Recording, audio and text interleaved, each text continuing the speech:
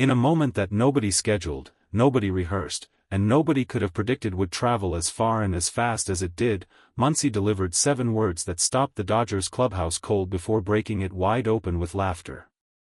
7 words that managed to simultaneously celebrate the most extraordinary player in baseball, acknowledge his own very human limitations with complete self-awareness, and remind everyone within earshot exactly why chemistry, real, genuine, unforced chemistry, is the invisible ingredient that separates good teams from great ones.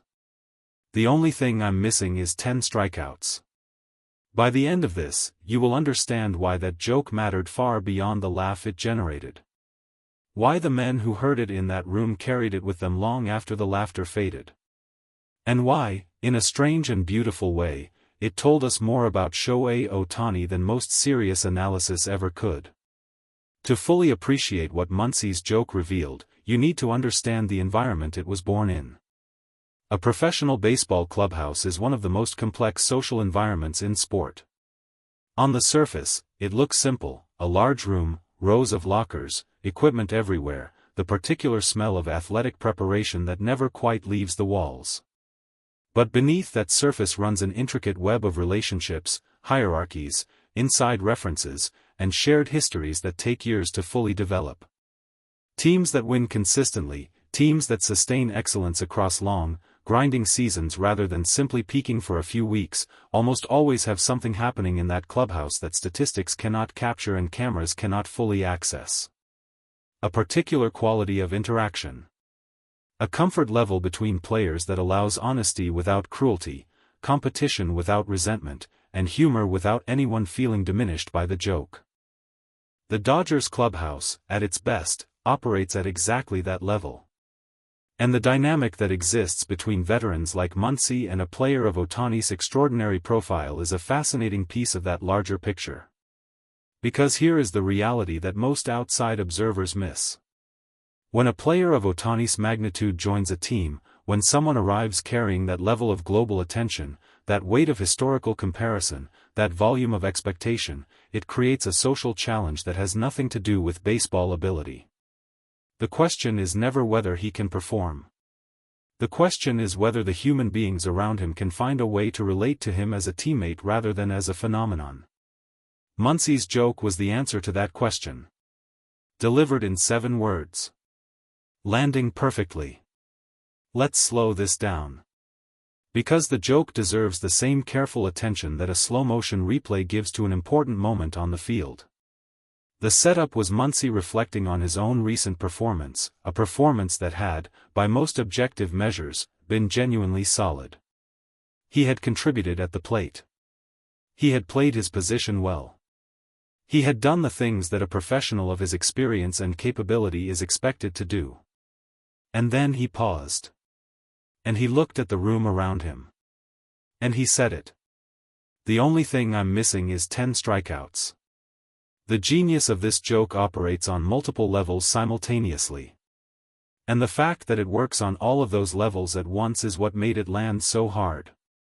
On the surface, it is a self-deprecating acknowledgement of the gap between his own performance and Ohtani's. Ohtani's strikeout totals as a pitcher, the sheer, overwhelming, sometimes almost unfair dominance he displays on the mound, are the kind of numbers that make even excellent baseball players feel quietly humbled when they sit down and look at them honestly. Muncy is not pretending to be Ohtani. He is not claiming equivalence.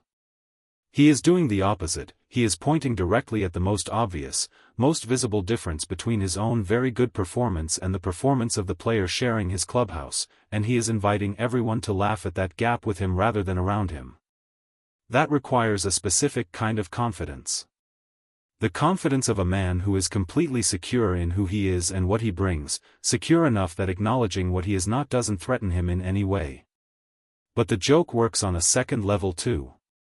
Because embedded within the self-deprecation is an enormous compliment to Ohtani, one delivered without a single word of direct praise.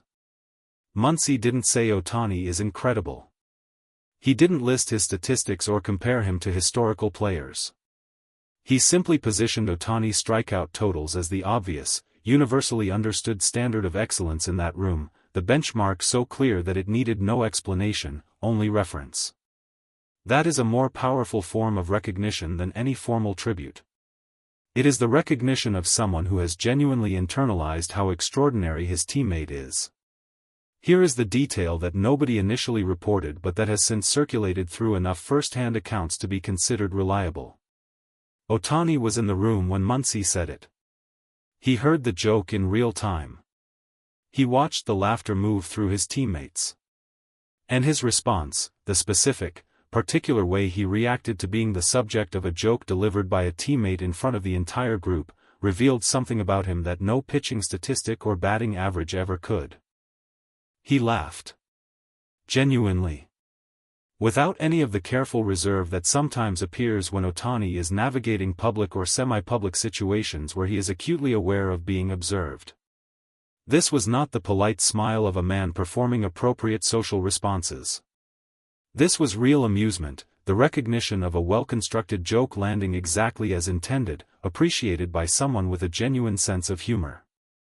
People who have spent extended time around Ohtani consistently describe a quality that rarely makes it into mainstream coverage of him, his humor. Not the broad, performative humor of a player mugging for cameras during a dugout interview. But a dry, intelligent, quietly observational sense of humor that emerges in private settings and catches people off guard with how sharp it is. In that clubhouse moment, Ohtani's laughter wasn't just a social response. It was participation. It was him signaling, clearly and without ambiguity, that he is present in this team, not floating above it, not separated from it by the altitude of his own excellence, but genuinely inside it. Laughing at the same things. Sharing the same room in the fullest sense of that phrase. That matters more than most people realize. Every great joke carries a truth inside it.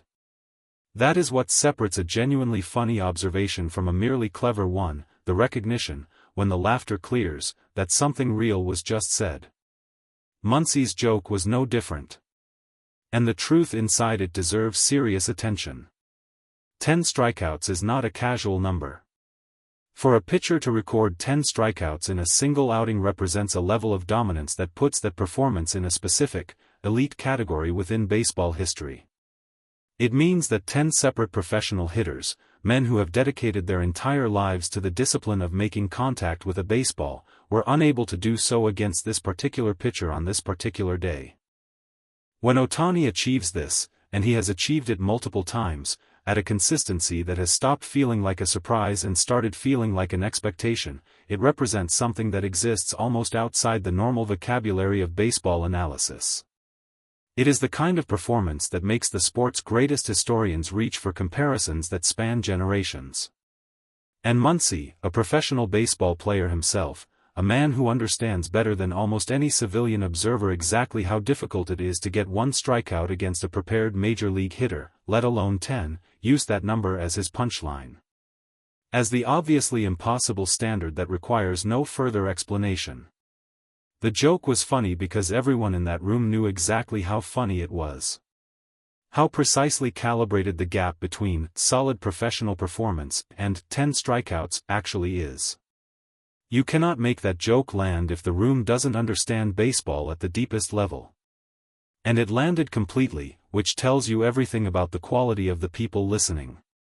There is a conversation happening at the highest levels of baseball analysis right now about the relationship between clubhouse culture and on-field performance.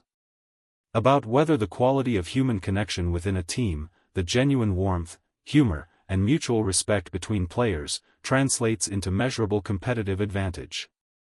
The answer, increasingly, is yes. And moments like Muncy's joke are exactly why. Championship teams are not built exclusively from talent. The history of the sport is filled with rosters of extraordinary individual talent that never cohered into genuine teams, that functioned more like collections of competing individual agendas than as unified organisms pursuing a shared goal. What builds genuine teams is trust. And trust is not constructed through team-building exercises or motivational speeches or carefully designed organizational culture documents. It is built in moments exactly like the one Muncy created. Spontaneous. Honest. Slightly risky, because a joke at the expense of your most famous teammate could go wrong in ways that a locker room feels for weeks, and landing perfectly because the relationship underneath it is real enough to hold the weight. When Ohtani laughed, he wasn't just responding to a joke. He was confirming the relationship. He was telling Muncy, and through Muncy, every other person in that room, that the connection between them is genuine enough to survive humor. That the trust runs deep enough that Muncy can point at the gap between them and turn it into laughter rather than awkwardness. That confirmation, wordless, instantaneous, completely authentic, is worth more to a team's competitive prospects than any single tactical decision a manager can make. Max Muncy has been around long enough to know things about baseball that only experience teaches. He has been through stretches of the sport that tested everything: performance slumps, injuries, the particular psychological difficulty of playing beside historically great players without losing your own sense of identity and purpose. He has come through all of it with something intact that not every player manages to preserve, a fundamental comfort with exactly who he is and what he contributes. That comfort is what made the joke possible. A player who is insecure about his place beside Ohtani doesn't make that joke. He can't. Because to make it well, you have to be genuinely unbothered by the comparison it invites. You have to be secure enough in your own value that pointing at someone else's greatness feels like celebration rather than diminishment. Muncy has that security.